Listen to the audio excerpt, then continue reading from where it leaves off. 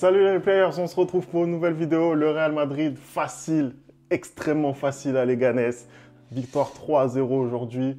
Et là, je sais ce qu'il va vous dire, Anderson. Il va vous dire oui, Ancelotti, enfin, quand il fait jouer des vrais joueurs de foot, ça marche mieux. Hein, c'est ça que tu vas nous dire? Bah, écoute, j'ai l'impression qu'on se connaît de mieux en mieux. Voilà, j'ai l'impression que toi et moi, on se connaît de mieux en mieux. Parce que c'est exactement ce que j'allais te dire. Le football, c'est pas compliqué. Il faut mettre des gars sur le terrain qui savent jouer au foot. Et puis, t'as ce genre de résultat-là. Après, c'est vrai que tu joues contre Leganés, hein, malgré tout.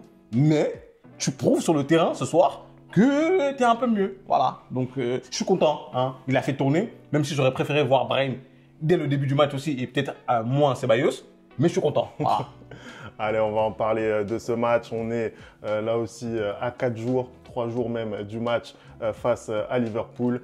On envoie le générique, on en parle juste après, c'est parti.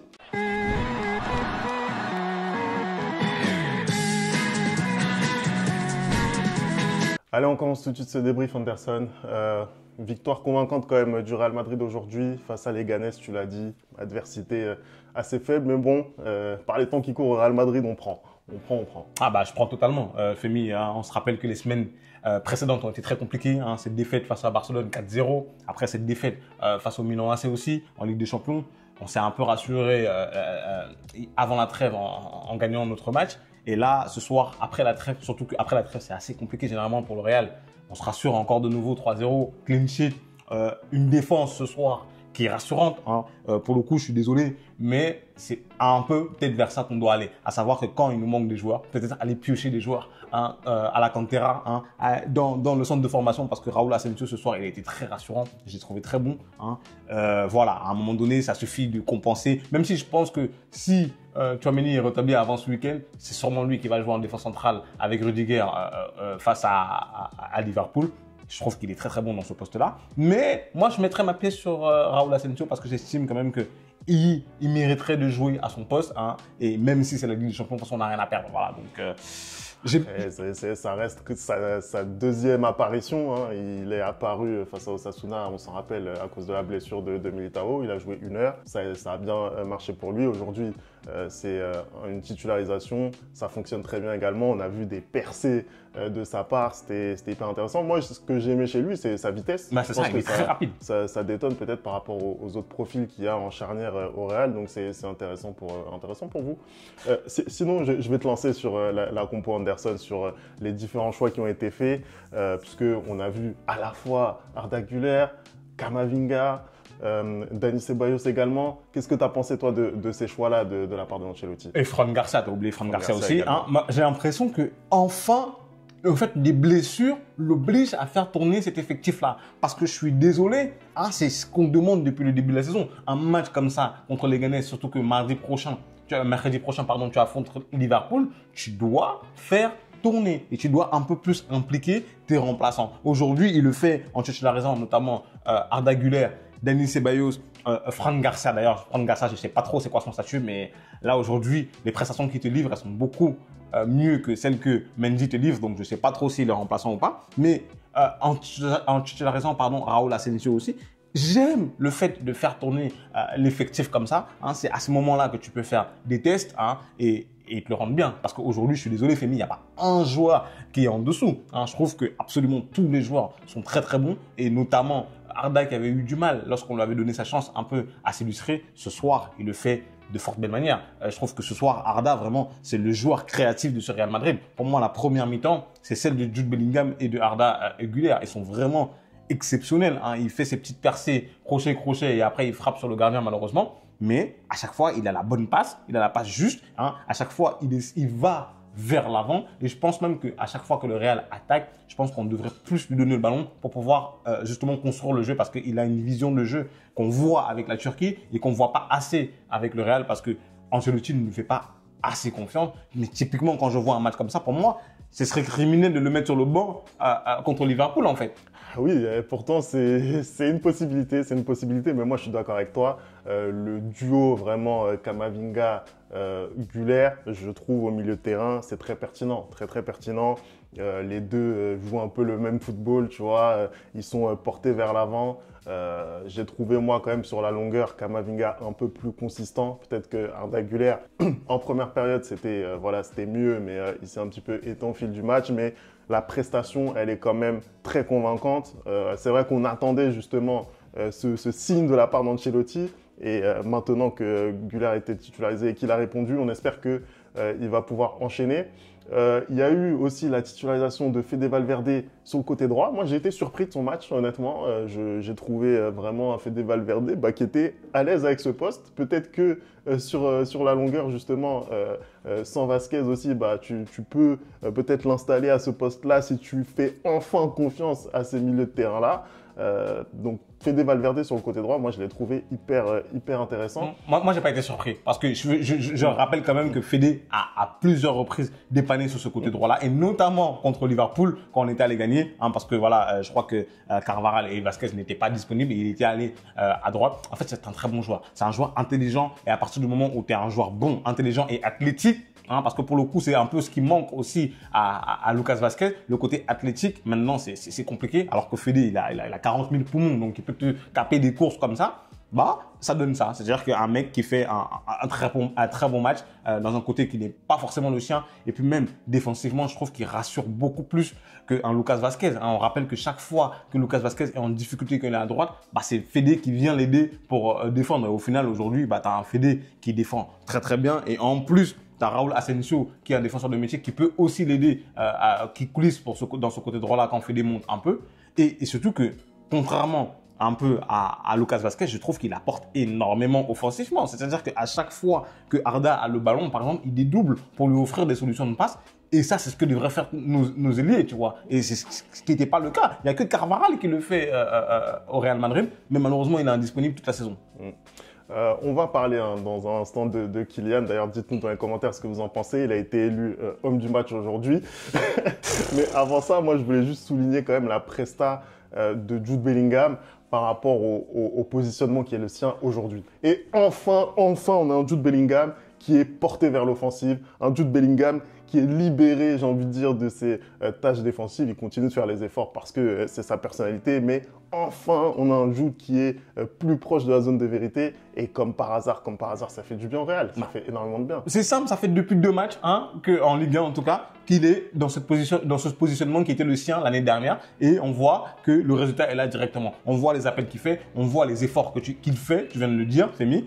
C'est pas compliqué. Je suis désolé, tu vas trouver dans ce 4-4-2 là, en tout cas, tu l'avais trouvé un poste à Jude l'année dernière qui était parfait. Cette année, je sais pas pourquoi tu veux changer, tu veux révolutionner, tu veux inventer la poudre. Bon, c'est un peu pourquoi.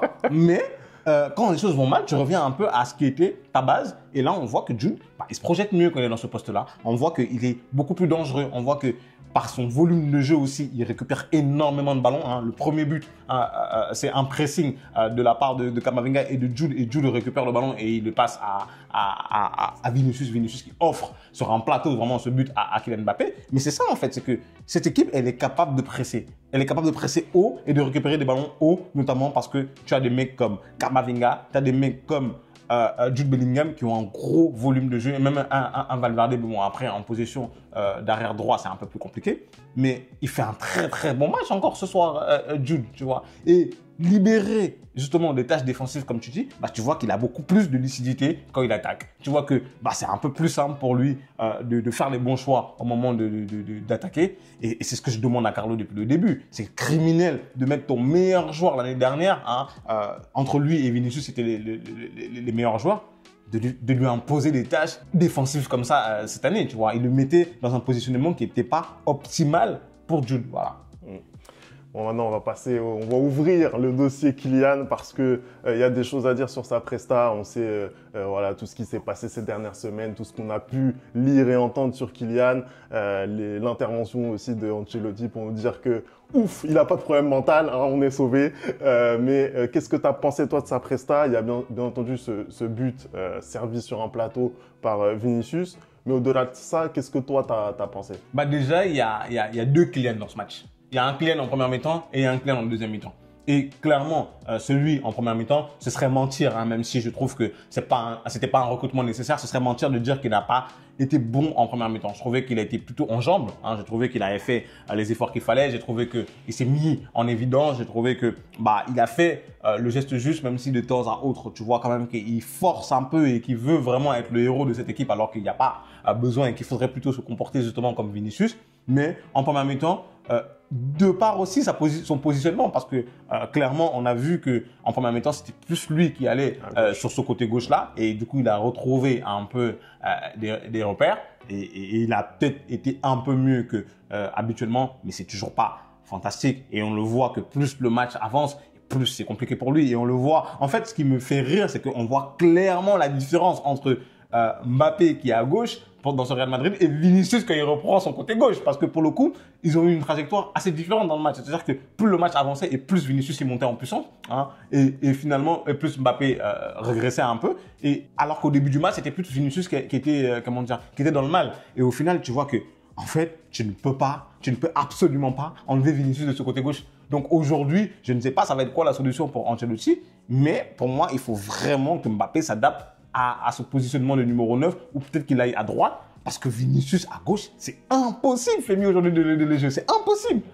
Surtout que moi, sur la première période, je suis désolé, Vinicius en position de faux numéro 9, c'est également très compliqué. Meilleur que... mais je trouve ça compliqué, c'est-à-dire que en fait, au final, pour moi, faut les intervertir en fait, parce que tu gagnes rien en ayant Vinicius faux numéro 9, tu ne gagnes rien en ayant Mbappé côté gauche. Même si tu l'as dit et c'est vrai, tu vois, il fait quand même les efforts.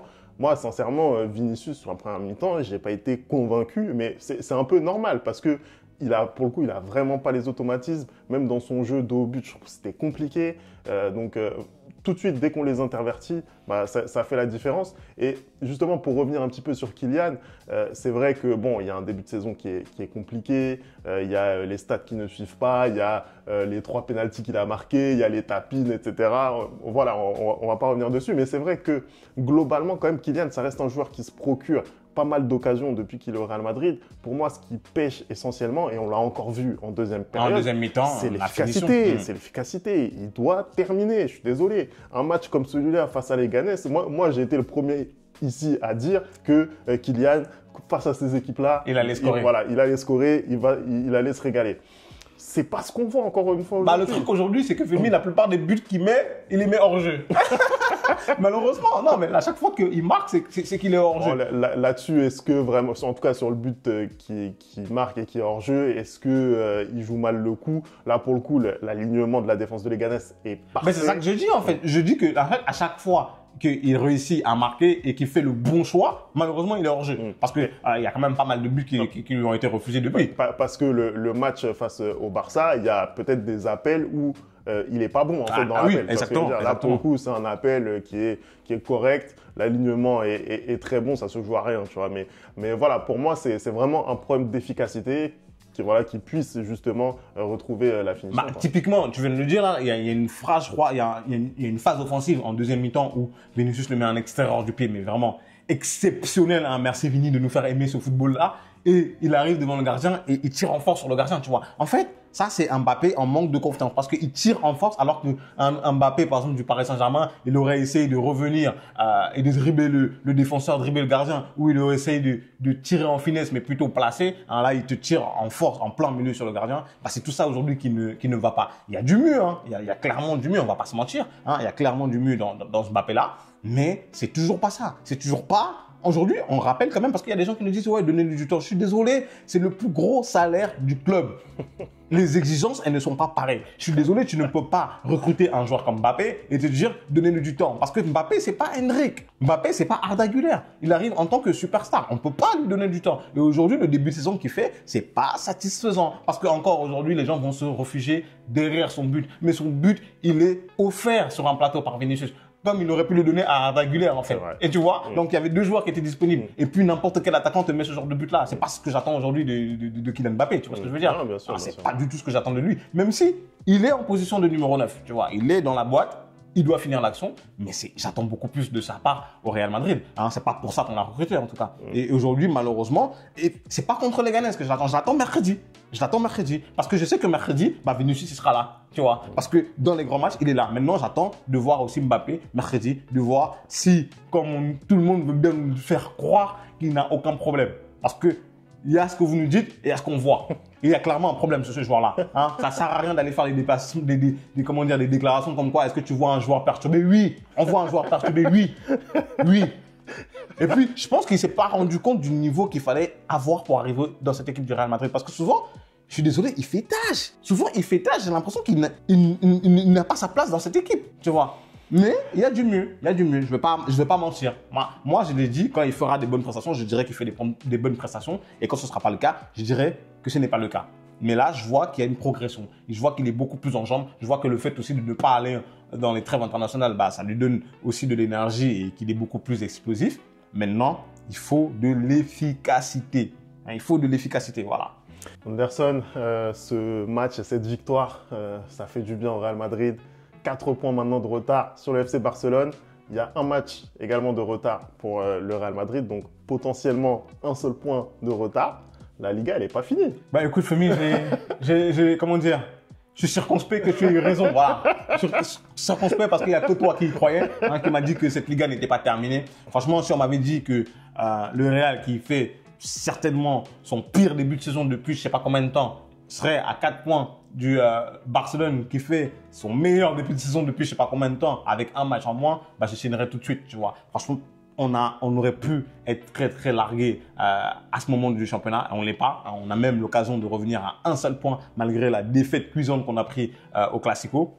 C'est une bonne chose parce qu'au final, cette équipe c'est très très difficile. Elle est décimée par les blessures. Le niveau de jeu, c'est pas ça. On n'arrive pas à trouver des automatismes et malgré tout, on peut potentiellement être à uniquement un seul point du FC Barcelone. En Ligue des Champions, c'est un peu plus compliqué. On va mercredi affronter Liverpool qui n'a toujours pas perdu cette saison, qui a renversé encore la situation ce week-end alors qu'ils étaient en train de perdre. Là, je vais vraiment voir ce que cette équipe a dans le ventre. Si vraiment ils ont envie d'aller faire quelque chose cette saison ou si pour moi c'est totalement mort. Mais en tout cas, bravo à eux. En championnat, en tout cas, c'est pas fini. Voilà. C'est pas fini et on a hâte d'être à mercredi pour voir ce match à Anfield, donc face à Liverpool. Merci d'avoir regardé cette vidéo. On n'oublie pas les bonnes habitudes @le replay foot et on se retrouve très très vite pour une nouvelle vidéo.